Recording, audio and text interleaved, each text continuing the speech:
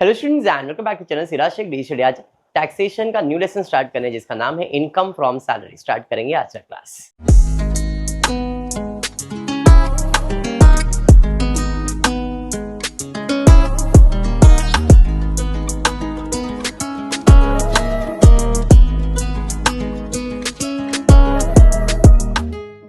अच्छा, will start with the new topic जिसका नाम है इनकम फ्रॉम सैलरी। क्या होता है सैलरी?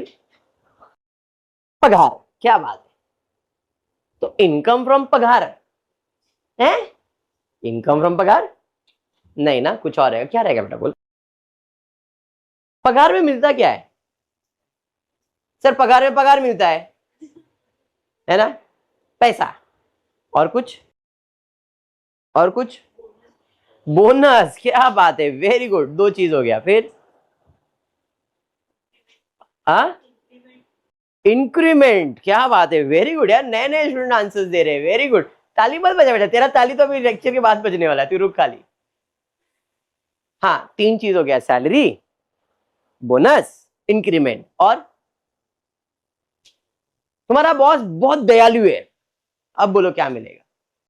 तो जिम का सब्सक्रिप्शन। हाँ ना, वाह सर, ट्रिप स्पॉन्सर हो जाएगा सर। काय झालं तुम्हाला? काय?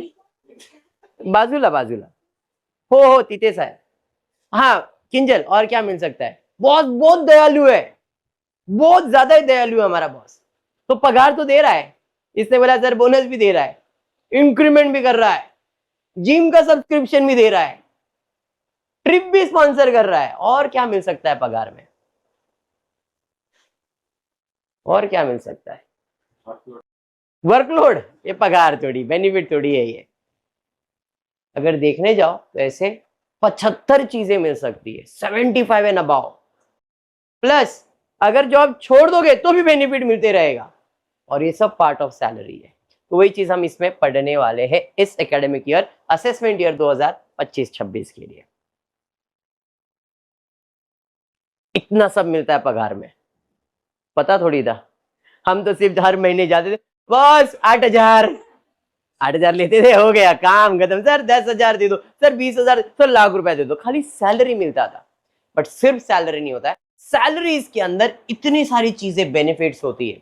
जैसे सैलरी में तो तुम्हारा सैलरी तो है, उसके अलावा आपका बॉस आपको अलाउंसेस देता है, जैसे डियरनेस अलाउंस।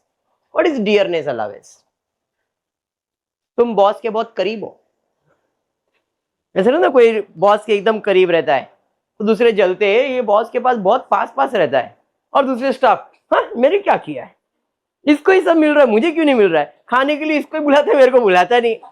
बराबर है कि नहीं? तो इसका मतलब ये है कि वो स्पेशल है मेरे लिए, तो मैं उसके लिए उसको पैसा दे रहा हूं। भाई बहुत गरीब है तू, डियरनेस अलाउंस।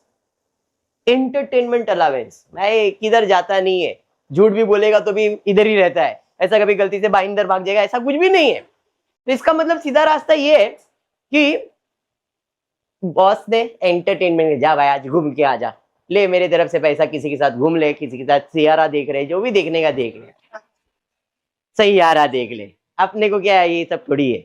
उसके बाद लीव ट्रैवल अलाउंस, बॉस छुट्टी पे जाने का है, हाँ यार जा सकता है बेटा तू, ले तेरे लिए पैसा दे रहा हूं, लीव ट्रैवल अलाउंस दे रहा हूं। ऐसे अलाउंसेस होते। हाउस रेंट अलाउंस भी देता है बॉस। मैं रेंट के घर पे रह रहा है, पगार देगा तो उसमें रेंट चला जाएगा, पहले मेरी तरफ से हाउस रेंट अलाउंस। तो ये सारी चीजें अलाउंसेस होती। तो सैलरी के साथ अलाउंसेस भी मिलता है, एन्युटीज मिलता है, पैसा अपन जमा करते हैं उसका बेनिफिट्स भी मिलता है। तो ये सब पार्ट ऑफ सैलरीज है, सैलरीज एंड अलाउंस। दो चीज क्लियर हो गया। ये हो गया इनकम फ्रॉम सैलरी में, सैलरीज एंड अलाउंसेस। उसके अलावा अगर आप रिटायर होते हो तो रिटायरमेंट बेनिफिट भी होता है, जिसे पेंशन कहते हैं, जिसे ग्रेच्युटी कहते हैं, जिसे लीव इनकैशमेंट कहते हैं। ये सब रिटायरमेंट बेनिफिट है। सर्विस करोगे तो पेंशन मिलेगा क्या? सर्विस करोगे तो ग्रेच्युटी भी नहीं मिलेगा। ये पूरा एक कंसेप्ट है जो कि आगे के फ्यूचर के लेक्चर्स में लेंगे, अभी खाली रफ एक्सप्लेन कर रहा हूं कि सैलरीज एंड अलाउंस तो होता ही है, साथ ही साथ रिटायरमेंट बेनिफिट भी हमको पगार में मिलता है। Pension, gratuity, leave encashment, profit in leave of salaries, ये सारी चीजें होती है।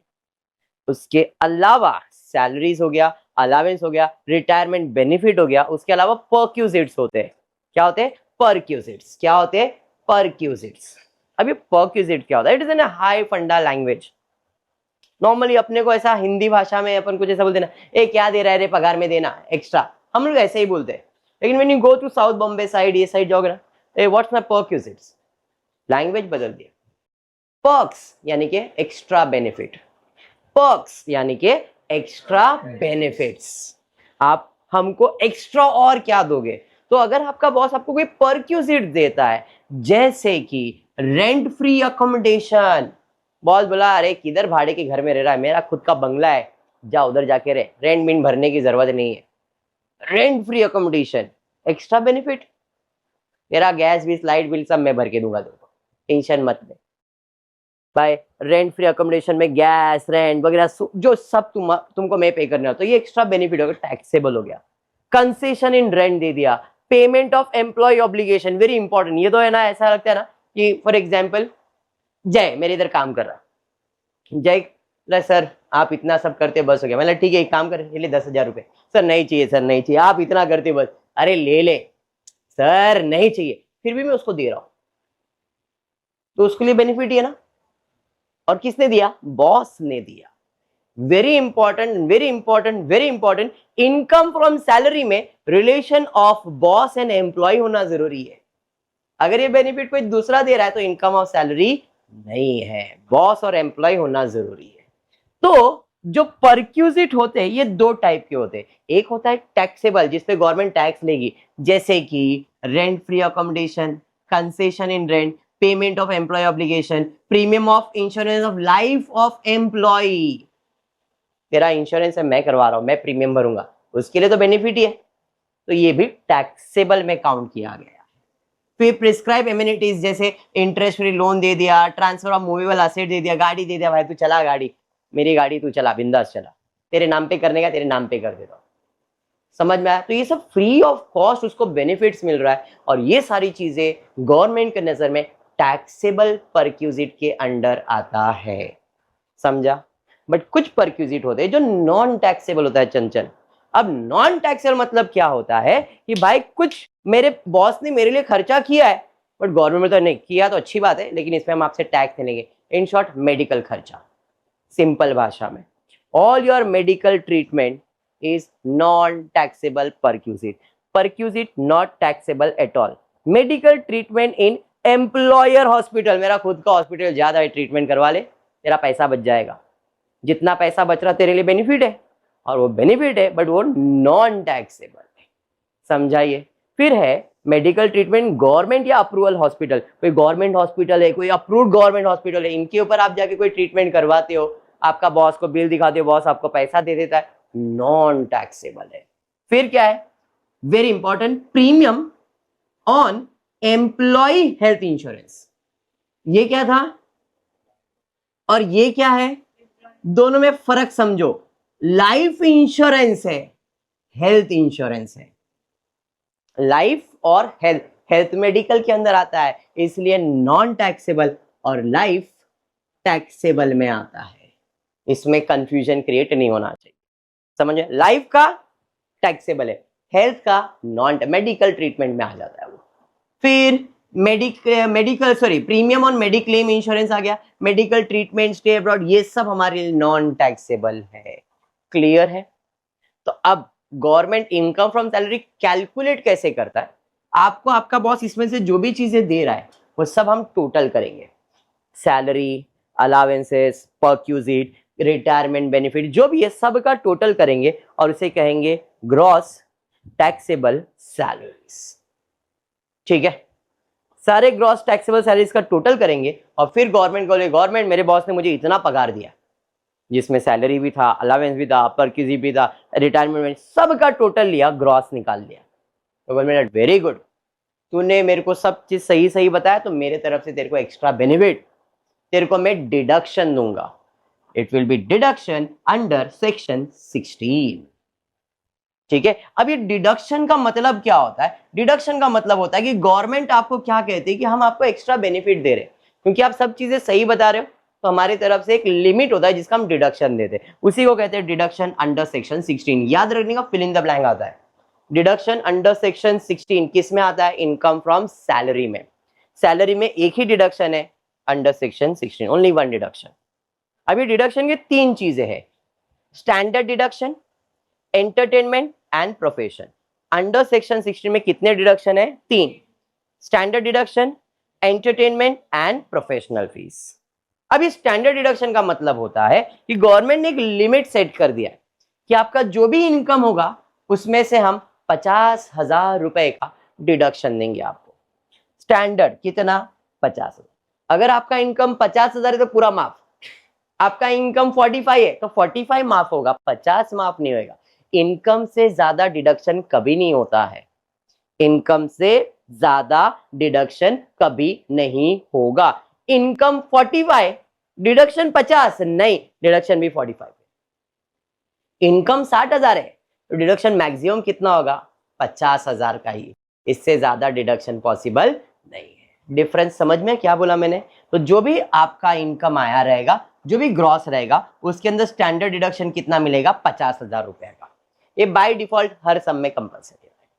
उसके बाद प्रोफेशन टैक्स, जितना पे कर रहे हो उतना पूरा डिडक्शन जाएगा, जितना प्रोफेशन टैक्स पे करोगे पूरा डिडक्शन जाएगा। एंड तीसरा है एंटरटेनमेंट अलाउंस। ये सिर्फ और सिर्फ गवर्नमेंट एम्प्लॉय हो तो ही डिडक्शन मिलेगा, प्राइवेट एम्प्लॉय को एंटरटेनमेंट अलाउंस का डिडक्शन नहीं मिलेगा। जैसे मैंने अलाउंस ऊपर बताया था, मैंने एंटरटेनमेंट अलाउंस का पैसा दिया, क्या वो गवर्नमेंट एम्प्लॉय है? नहीं। प्राइवेट है तो डिडक्शन नहीं, लेकिन गवर्नमेंट है तो डिडक्शन आएगा। कितना आएगा तो इस पे एक सम बनाऊंगा तब मैं एक्सप्लेन करता हूं, अभी के लिए इंपॉर्टेंट है। आई होप ये समझ में आया मैंने क्या बोला है। It was just an introduction for income from salary. Salaries होता है, अलावेंस होता है, परक्यूजिट होता है, रिटायरमेंट बेनिफिट होता है। सीक्वेंस है भाई, सैलरी है, अलावेंसेज है, परक्यूजिट है, फिर रिटायरमेंट बेनिफिट है। सबको ऐड करो, ग्रॉस निकालो। स्टैंडर्ड डिडक्शन में 50,000 का डिडक्शन तो कंपलसरी मिलेगा, प्रोफेशन टैक्स भरा है तो डिडक्शन मिलेगा, और अगर एंटरटेनमेंट अलावेंस है गवर्नमेंट एम्प्लॉय को मिला है तो माइनस होगा, अगर प्राइवेट एम्प्लॉय को मिला है तो सिर्फ ऐड होगा, माइनस। समझा मेरा क्या बोला? पक्का? तो चलिए फिर स्टार्ट करेंगे। टेक्स्ट बुक में पेज नंबर है 85 और सम नंबर है 1।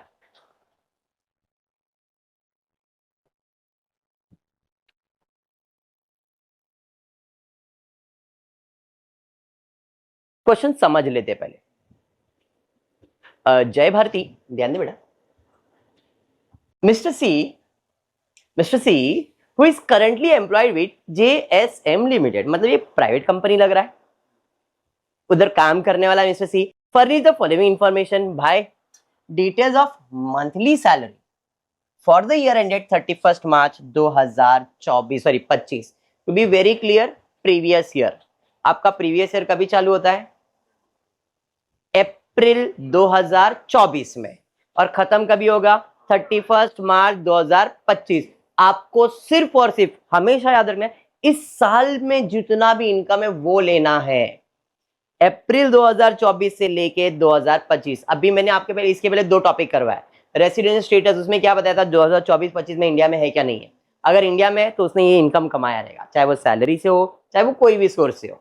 हमको देखने का इसका स्टेटस क्या है, तो बाय डिफॉल्ट ये सी जो है करंटली एम्प्लॉयड, मतलब इंडिया का रेसिडेंट है, तो इसका स्टेटस भी ऑर्डिनरी ही लिखने का, नॉन ऑर्डिनरी नहीं, क्योंकि ऑर्डिनरी को ही सब इनकम टैक्सेबल होता है, नॉन ऑर्डिनरी को नहीं। फॉरेन इनकम उसको टैक्सेबल नहीं है, ये पिछले क्लास में पढ़ाया गया है बराबर। NRI को तो फॉरेन इनकम टैक्सेबल ही नहीं है, इसलिए बाय डिफॉल्ट जितने भी सम्स रहेंगे ना, सब में उस पर्सन का स्टेटस क्या रहेगा? ऑर्डिनरी। ठीक है, वो कल के लेक्चर को कनेक्ट कर लोगे तो अच्छी बात है। अब यहाँ पे आता हूँ, सैलरीज का डिटेल्स वगैरह दिया है और बोला है compute taxable salary for the assessment year 25-26 assuming that the payer opts for optional tax regime OTR। Optional tax regime मतलब जो नया ऑप्शन आया उसके लिए। चलिए ठीक है, पहला computation of income from salaries of mister C. Previous year आपका 2024-25, असेसमेंट ईयर है 25-26। पहला हम सैलरी से स्टार्ट करेंगे। भाई साहब का सैलरी कितना है? पर रिटायर हुआ है क्या ये? मतलब पूरा 12 महीने का पगार मिला रहेगा बेटा इसको। आपका नाम? Very good Shreya. तो सैलरीज, बेसिक सैलरी 5,000 इंटू 12, 60,000 रुपए। कैलकुलेटर अपने को अलाउड है, तो ऐसा मल्टीप्लाई करेगा तो उसमें भी 60,000 जैसा दिखेगा। 50 रुपए दिख जरा बेटा, इसका नाम 50 रुपए। हाँ, ये बेटा नाम बोल। देखा 100 रुपए बोला ने, 50 रखा था, इसने बढ़ा दिया। तू तो चुप रहे बेटा भाईंदर, तेरा तो ये निकलने वाला है, रुक तू गाली। डियरनेस अलावेंस, बॉस के करीब है तू। डियरनेस अलावेंस पर मंथ बोला है 25% ऑफ बेसिक पगार। बेसिक पगार कितना था पार्थ? बेसिक पगार कितना था पार्थ? 5,000। 5,000 का 25% निकालो जरा। 5,000 का 25%, 1,250 पर मंथ हो गया ये। अब अपने को बोला है अप्रैल से दिसंबर तक 25% मिलेगा, मतलब 1,250 पर मंथ मिलेगा। तो अप्रैल से दिसंबर कितना मंथ हो जाता है? कितना मंथ हो जाता है? 9 मंथ्स। लाइट आ गया लगता है, यस, बंद कर दे बेटा। तो इंटू 9 कर दो इसको, 1,250 इंटू 9, 11,250। 100, मैंने ना 60,000 का 25% निकाला था, मेरे को नहीं आया सर। तो नहीं आएगा, क्योंकि ये पूरे साल का है वो पगार। समझा? होशियारी। Next, 32% of basic. 5,000 का 32%, 1,600 रुपए पर मंथ हो गया। जनवरी से मार्च, जनवरी फरवरी मार्च, 3 महीने के लिए 1,600 करेंगे तो कितना आ जाएगा? 4,800। तो डियरनेस अलावेंस भी हो गया खत्म। अंडरस्टूड?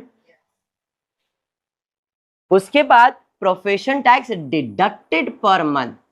प्रोफेशन टैक्स इनकम नहीं होता है, डिडक्शन होता है। आपको अभी मैंने बताया था सैलरी में 3 डिडक्शन है, एक के अंदर 3 चीज आता है। अंडर सेक्शन 16 में standard deduction, profession tax, PT and entertainment allowance. ठीक है, तो एक होता है स्टैंडर्ड डिडक्शन, एक होता है प्रोफेशन टैक्स और एक होता है एंटरटेनमेंट अलाउंस। तो पीटी डिडक्शन में जाएगा, इनकम में आएगा क्या? नहीं, तो इसको बाद में करते हैं। टैक्सेबल कन्वेयंस अलावेंस, अलावेंस और क्लियर बोला टैक्सेबल है तो दिखाना पड़ेगा। तो कितना है भाई? 3,500। तो कन्वेंस अलावेंस 3,500, ये समझा? बोनस के बारे में बोला है 20%, किसका? Basic plus dearness allowance. तो भाई बेसिक पगार कितना था इसका पूरे साल का?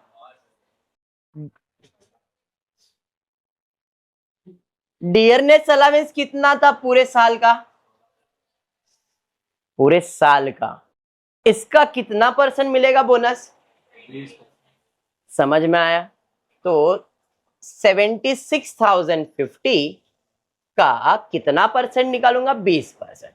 तो बोनस सैलरी का पार्ट होता है 15,210, बराबर है। आगे दिया है mediclaim premium paid by employer on behalf of mister C. Mediclaim premium, mediclaim premium, mediclaim premium. Sir बार बार क्यों बोल रहे हैं? सर बार बार क्यों बोल रहे हैं? सर बार बार क्यों बोल रहे हैं? बोलो जरा। अभी देखा था perquisite not taxable at all. समझ में आ गया क्यों बार बार बोल रहे थे? समझाइए। तो मेडिकल प्रीमियम जो भरा गया है बाय एम्प्लॉयर, मेरे लिए तो बेनिफिट है और ये बेनिफिट नॉन टैक्सेबल है, तो इधर दिखाने की जरूरत है क्या? नहीं। उसके बाद क्या है भाई? खत्म हो गया सर। और कुछ दे रहा मेरा बॉस? नहीं। तो मारो टोटल फटाफट और बता दो कितना है अपना टोटल जीटीएस? कितना है? 94,760। गवर्नमेंट को जाके दिए, गवर्नमेंट ये ले मेरा पगार। गवर्नमेंट वेरी गुड बच्चा, अब तेरे को मैं डिडक्शन दूंगा अंडर सेक्शन 16 का, बराबर है। अंडर सेक्शन 16 में स्टैंडर्ड डिडक्शन तो कंपलसरी है 50,000। उसके अलावा दो चीज ढूंढना है, profession tax and entertainment allowance. Entertainment allowance तो था नहीं, बट पीटी तो था। कितना था? 120 रुपए पर मंथ था। तो 120 इंटू 12, 1440, इतना ही डिडक्शन मिलेगा। चलिए तो टोटल मारेंगे 94,760 में 50 माइनस 1440 माइनस, तो एनटीएस मिल जाएगा। ये था जीटीएस और ये है NTS, net taxable salary, gross taxable salary. कितना आ रहा है बाबा? झालं समझा? Income from salary. Shreya ji very good, आप लोग को क्लियर है? बढ़ते next text book, page number 86। Mister X joins the company AB limited 1 June 2024। मेरा साल तो अप्रैल में चालू होता है, अप्रैल मई जून। भाई साहब ने 1 जून यहां से बिजनेस चालू किया है, जॉब करना। तो इसके पहले वो जॉब कर रहा था क्या? पता नहीं। तुम नहीं क्यों बोल रहे हो? पता है क्या तुमको? अच्छा मिस्टर एक्स इसके लिए पता रहेगा, नहीं कर रहा था तो थोड़ा ऐसा है ना, ज्वाइन किया है, ऐसा तो नहीं ना बेटा? Very good. तो ऐसे नहीं, किसी डायरेक्ट नहीं बोलते बेटा, बेटा समझ नहीं गया उसको। तो ये बंदे ने एक्स ने 1 जून को ज्वाइन किया है and was paid the following emolument, wow new word, benefits. मतलब इसने कोई कंपनी ज्वाइन किया, एबी कंपनी 1 जून से, और उस कंपनी से उसको क्या क्या मिल रहा है वो इंफॉर्मेशन दिया है, परक्यूसिट्स दिया है। ठीक है, अब यहां तक तो ये सब इसकी बातें चल रही थी, बट जिसने ना बोला उसके लिए आगे। Before joining the company AB limited, वेला नहीं था, he was a central government employ. मतलब इसके पहले हमारे प्रीवियस ईयर अप्रैल 2024 के 2 महीने में वो एक सेंट्रल गवर्नमेंट एम्प्लॉय था एंड वो रिटायर हुआ 31 मई को। यहां पे रिटायर हुआ, घर पे बैठा नहीं, 1 तारीख से दूसरा जॉब भी चालू कर लिया। समझ में आ रहा है? मतलब कोई भी खाली दिन है क्या? नहीं। 31 को रिटायर हुआ and he was paid the following involvement and perquisite till 31 मार्च। और जब तक वो उधर था तो उस कंपनी ने उसको ये पैसा दिया है। अरे ये समझ में आ रहा है? हाँ या नहीं? पक्का समझा है? 100%? चलिए फिर ठीक है। तो इसका मतलब ये जो मिस्टर एक्स है बेटा, मेरा जो मिस्टर एक्स है, इसको कितने सोर्स ऑफ इनकम है? 2। एक तो गवर्नमेंट 2 महीने के लिए और बाकी 10 महीने के लिए प्राइवेट। ठीक है। Name of assessee, status individual resident, ordinary resident, previous year, assessment year. पहला हम कैलकुलेट करते हैं इनकम फ्रॉम एबी यानी कि प्राइवेट लिमिटेड से। तो प्राइवेट लिमिटेड से क्या क्या मिल रहा है? बेसिक सैलरी कितना मिल रहा है? कितने मंथ्स के लिए मिलेगा? कितने मंथ के लिए मिलेगा? पर मंथ थोड़ी, वो तो लिखा है, मैं भी पढ़ लिया, पर मंथ 10 महीने के लिए मिलेगा। तो 50,000 इंटू 10, 5 लाख तो उसको पगार मिलेगा। वाओ। डियरनेस अलाउंस मिलेगा 20,000 रुपए पर मंथ, बॉस के करीबी है। 20,000 इंटू 10, 2 लाख तो डियरनेस अलाउंस, वो तो ठीक था। बोनस मिलेगा ₹1,00,000 पर मंथ। समझ में आ गया? कहाँ है ये बॉस? भाई मिले, बहुत पैसा है, अंबानी के पास ही ये लगता है। परक्यूजिट्स में जाता हूं, फर्निश अकोमोडेशन, फर्निश मतलब एकदम ब्रांडेड घर मिल रहा है, own by employer and provided free of cost. Taxable value कितना है?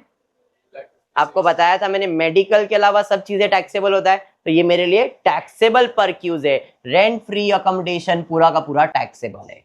बात समझ में आया क्या? क्लियर। नेक्स्ट, उसके बाद company paid medical insurance premium.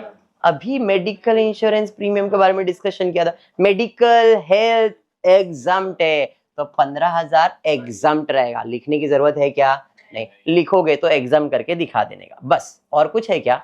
नहीं। टोटल मारते भाई तो 10, 17, 19, 56। क्या बात है। अब गवर्नमेंट कंपनी के पास जाते। चलिए, बिफोर ज्वाइनिंग, चलो बेसिक सैलरी कितना मिल रहा था उसको? पर मंथ है ये, per annum. P dot A means per annum. And what do you mean by per annum, चंचल?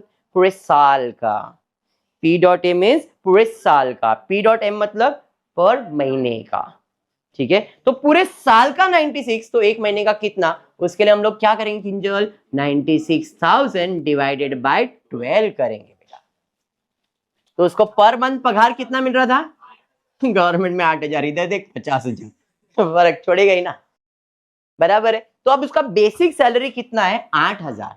और हम कितने मंथ्स के लिए कैलकुलेट करेंगे, सिर्फ 2 महीने के लिए, अप्रैल और मई. समझा क्या बोल रहा हूं. तो यहाँ पे बेसिक सैलरी 96,000 इंटू 2, 96,000 इंटू 2 लिखा है, बट आप ऐसा दिखाओगे 8,000 इंटू 2, क्योंकि इधर डिवाइड बाय 12 भी किया. हम ऐसा कुछ करने वाले हैं क्या, नहीं. तो देखो 16,000. समझा ये. उसके बाद डियरनेस अलावेंस भी इसने दिया है, बट 6,000 रुपए पर एनम. वापस से 6,000 डिवाइडेड बाय 12 कर दोगे, 500 इंटू 2 करोगे, 1,000 हो जाएगा. उसके बाद entertainment, very interesting point. Entertainment allowance government employ को मिल रहा है. मैंने बताया था एंटरटेनमेंट अलावेंस अगर गवर्नमेंट एम्प्लॉय को मिल रहा है, टैक्सेबल तो है बट डिडक्शन भी है. क्लियर, चलिए ठीक है. तो एंटरटेनमेंट कितना मिल रहा है, 24,000 पर एनम. डिवाइड करोगे तो 2,000 होएगा, 2,000 इंटू 2 करोगे 4,000. एंटरटेनमेंट अलावेंस क्लियर हो गया. उसके अलावा क्या बोला है, from 1 June he receive monthly pension. भाई रिटायर हो गया तो पेंशन भी मिलेगा. कितना पेंशन मिल रहा है, फ्रॉम द गवर्नमेंट. तो पेंशन मिल रहा है गवर्नमेंट से. हमेशा याद रखो, अगर आप गवर्नमेंट कंपनी में काम कर रहे हो और रिटायर होके आपको पेंशन मिल रहा है, तो पूछना पड़ेगा कम्यूट क्या अनकम्यूट. कम्यूटेड पेंशन, अभी ये चीज अभी रफली एक्सप्लेन कर रहा हूं बिकॉज उसके बाद टॉपिक पूरा देने का है. तो कम्यूटेड पेंशन जो होता है, कम्यूटेड मतलब ले लेना, इज नॉन टैक्सेबल, और जो नहीं लिया है वो टैक्सेबल है. इधर ऐसा कुछ वर्ड यूज नहीं किया, तो हम ये समझेंगे हमारे अकाउंट में आते जा रहा है. Uncommuted pension is a taxable, चाहे आप गवर्नमेंट हो चाहे वो नॉन गवर्नमेंट. तो यहाँ पे हमारे लिए क्या रहेगा, टैक्सेबल रहेगा. तो पेंशन 3,000 रुपए, लेकिन 10 महीने के लिए. क्यों, क्योंकि मई में रिटायर हुआ, तब रिटायरमेंट के बाद पेंशन मिलता है, तो आगे 10 महीने का ही पेंशन मिलेगा, तो मेरे लिए टैक्सेबल है. इसके बारे में डेप्थ में डिस्कशन होगा लेक्चर के अंदर. अभी सिर्फ एक बेसिक सा सम है, खाली एक्सप्लेन किया जा रहा है. ठीक है, आगे चंचल क्या है, he received 30,000 leave salary in respect of earn leave. Gratuity, leave government employ को मिलता है, सब एग्जाम्प्ट होता है. पेंशन भी होता है, बट इधर क्यों टैक्सेबल है, क्योंकि वो अनकम्यूटेड है. अगर ये कम्यूटेड रहता तो पेंशन इसके लिए भी exam, gratuity exam, leave exam, कुछ भी है गवर्नमेंट एम्प्लॉय को रिटायरमेंट बेनिफिट सब एग्जाम्ट है. एग्जाम्ट का मतलब तो बताया था मैंने, क्या होता है, माफ किया गवर्नमेंट ने, कमा तेरे से टैक्स नहीं लेंगे, बराबर है. तो एग्जाम्ट इनकम के ऊपर गवर्नमेंट टैक्स लेता नहीं है. तो ये भी इनकम है बट ये एग्जाम्ट है, इसलिए ये दिखाया नहीं जाएगा. फिर उसके बाद क्या है, he रिसीव 1,20,000 ग्रेचुटी. माफ है बेटा, ग्रेचुटी भी तेरे लिए माफ है. कंप्यूट टैक्स है, मतलब गवर्नमेंट से उसको इतना ही पैसा मिल रहा है. 17,000, 17 और 4 21 प्लस 30 51,000. अब दोनों को ऐड करूंगा तो मुझे ग्रॉस टोटल सैलरी मिल जाएगा 2,07,000. ये समझा आप लोग को, हाँ जी. अब डिडक्शन देंगे अंडर सेक्शन 16. स्टैंडर्ड डिडक्शन 50,000 तो मिलेगा ही. उसके बाद मिलेगा एंटरटेनमेंट अलावेंस, क्योंकि हमको गवर्नमेंट कंपनी से मिला था एंटरटेनमेंट अलावेंस. अगर यही एंटरटेनमेंट ऊपर मिला रहता तो डिडक्शन आता नहीं. समझा बेटा, ठंडी लग रही है ना, ये उम्र में लगता है बेटा. तो गवर्नमेंट एम्प्लॉय को जब मिला है तो डिडक्शन मिलता है. ठीक है, कितना डिडक्शन मिलता है, तो 3 कैलकुलेशन करना पड़ेगा. Calculation number 1 is 1/5 of basic salary. Second calculation is maximum allowed, या इसे हम दूसरा नाम देते हैं NA, notified amount. Maximum allowed या नोटिफाइड अमाउंट. एंड तीसरा है जितना मिला है, एक्चुअल रिसीव्ड. इन तीनों में जो सबसे कम अमाउंट रहेगा ना, उसी का आपको डिडक्शन मिलेगा. 1/5 ऑफ बेसिक सैलरी. तो भाई साहब का गवर्नमेंट कंपनी से बेसिक सैलरी कितना था? 16,000 था ना, उसका 1/5 निकालो, कितना आ रहा है देखो जरा, कितना आ रहा है? 3,000। ये समझा? नोटिफाइड अमाउंट, गवर्नमेंट बोल रहा है हम एंटरटेनमेंट मैक्सिमम आपको कितना डिडक्शन दे सकते हैं? 5,000। तो मैक्सिमम अलाउड कितना अमाउंट है? जैसे सैलरी में एक स्टैंडर्ड डिडक्शन है ना, वैसे एंटरटेनमेंट का मैक्सिमम लिमिट कितना है? 5,000 का। समझा ये? एंड तीसरा है जितना आपको मिला है एंटरटेनमेंट अलाउंस, कितना मिला है 2 महीने के लिए? 4,000। अब इन तीनों में सबसे कम अमाउंट कौन सा है? तो अपने को डिडक्शन किसका मिलेगा? 3,200 का। समझ में आया? कोई प्रोफेशन टैक्स कहीं पे था क्या? There is no profession tax. Clear है? तो अब जो तुम्हारा सैलरी आया था उसमें ये और ये माइनस कर दूंगा मैं, माइनस कर देंगे, कितना? 19,53,800। समझा है सैलरी का? पक्का? ये है deduction under section 16, gross taxable salary, यानी कि जीटीएस निकालने के बाद गवर्नमेंट आपको डिडक्शन देगा। इसमें कितने डिडक्शन है? 3। एक है स्टैंडर्ड डिडक्शन, दूसरा है एंटरटेनमेंट और तीसरा है पीटी। अब पीटी यानी कि प्रोफेशन टैक्स क्वेश्चन में था नहीं तो डिडक्शन दिया नहीं, बट स्टैंडर्ड डिडक्शन देना ही है, हर सम में कंपलसरी सेम अमाउंट है। ये अपडेट हो गया, 75,000 भी हो गया है, ठीक है। बट अभी के लिए आपके लिए सिलेबस में 50 चल रहा है, क्योंकि आपके बुक से ही लिखा हुआ है, तो 50 चल रहा है तो 50। ये अपडेट हो गया, अभी गवर्नमेंट 75,000 का डिडक्शन दे रही है। आप लोगों को कितना है पता नहीं, बट आपके बुक के अंदर अभी 50 चल रहा है तो मैं 50 का डिडक्शन दे रहा हूँ। जो नया असेसमेंट ईयर अभी चल रहा है उसमें तो वो लोग ने 75,000 का डिडक्शन दिया है। क्वेश्चन में नहीं देते बेटा ये मैं आपका अभी जो यूनिवर्सिटी है उसके अंदर एक खाली क्रॉस वेरीफाई करूंगा कि 75 का डिडक्शन देना है क्या 50 का देना है। वो लोग बोलेंगे 75, खाली वो अमाउंट बदल जाएगा 75, बाकी सब चीजें सेम ही रहेगी, ठीक है। ओके, उसके बाद एंटरटेनमेंट अलाउंस, अगर गवर्नमेंट एम्प्लॉय है, गवर्नमेंट एम्प्लॉय की तरफ से आपको मिल रहा है तो ही डिडक्शन आएगा। अगर यही चीज इधर से मिला रहता तो डिडक्शन आता नहीं। और इधर डिडक्शन कब आएगा? मिलेगा तब, भाई मिला था तो ही डिडक्शन मिलेगा। तो डिडक्शन का रूल क्या है इसका? 3 कैलकुलेशन करो, 1/5 ऑफ सैलरी करो, या मैक्सिमम अलाउड कितना है 5,000, ये अमाउंट लिखो, या जितना मिला है वो लिखो। इन तीनों में जो सबसे कम अमाउंट है उसका ही आपको डिडक्शन मिलेगा। और पीटी तो था नहीं इसलिए वो दिखाया नहीं। अब तीनों का डिडक्शन है तो जो इनकम आया है जीटीएस, इसमें तीनों माइनस करना है, तीनों में से सिर्फ 2 ही है तो 2 ही माइनस किया है। अभी समझा है बेटा? That's it. तो एक बेसिक सा सम था, इंट्रो लेक्चर समझ लो, ये हमने सैलरी का इंट्रो ले लिया है, ठीक है। आपके एग्जाम्स में कैसे आएगा? तो ऐसे में आपको इसे 5 सोर्स ऑफ इनकम पढ़ाने वाला हूँ, जिसमें सबसे पहला स्टार्ट किया इनकम फ्रॉम सैलरी, उसके बाद दूसरा हेड आएगा हाउस प्रॉपर्टी, फिर आएगा बिजनेस प्रोफेशन, फिर आएगा कैपिटल गेन, फिर आएगा अदर सोर्स। 5 सोर्स में कैलकुलेशन बताया जा रहा है कि कैसे कैलकुलेट होता है, क्या क्या डिडक्शन मिलता है, ये आपको याद रखना है, क्योंकि आपका क्वेश्चन सिर्फ सैलरी पे नहीं आता है। एक इंडिविजुअल है, फॉर एग्जाम्पल ये है, तो इसने सैलरी भी काम कर रहा है और बाहर जाके कोई दूसरा काम भी कर रहा है, तो इसको इनकम सैलरी से भी हो रहा है, अदर सोर्स से भी हो रहा है। तो मेरे को इसको कितना टैक्स चार्ज करना है वो फाइंड करना है। तो इसका इनकम फ्रॉम सैलरी भी कैलकुलेट करूंगा, इनकम फ्रॉम अदर सोर्स, और गवर्नमेंट को टोटल बताऊंगा भाई इसका टोटल इनकम इतना है, और फिर गवर्नमेंट आपको उसमें डिडक्शन देगा। सैलरी में तो गवर्नमेंट डिडक्शन दे रहा है, अदर सोर्स में जो भी देने का वो देगा, और फिर बाद में टोटल दिखाने का गवर्नमेंट, और टोटल पे भी डिडक्शन देगा एंड फिर टैक्स लेगा। तो आपके एग्जाम में कॉम्बिनेशन ऑफ 2 इनकम आने वाला है, सैलरी के साथ कुछ और आ सकता है, हाउस प्रॉपर्टी के साथ कुछ और, मतलब किसी भी 2 का जोड़ी बन के आपको एग्जाम में आएगा। अभी मैं सिंगल सिंगल पढ़ाऊंगा पहले, एंड देन लेटर ऑन पूरा पढ़ाऊंगा। इन शॉर्ट अब से टैक्स का कैलकुलेशन ऐसे ही चलने, ठीक है?